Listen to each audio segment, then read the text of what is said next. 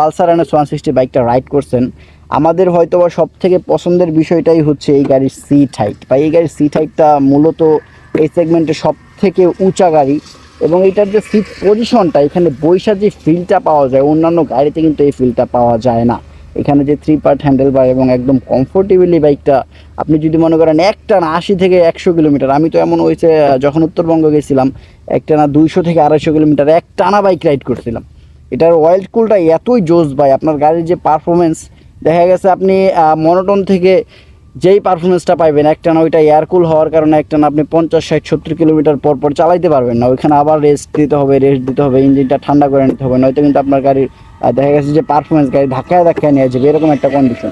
So এইটার sitting পজিশনে যেমন আপনার ব্যাক পেইন হবে না, আপনি একটানা যদি 150, 200, 250 কিলোমিটার একটানা যদি রাইড করেন, আপনার অয়েল কুলড দেখা গেছে যে কোনো প্রকার আপনার ইঞ্জিনে কোনো সমস্যা ফেস করতে হবে না।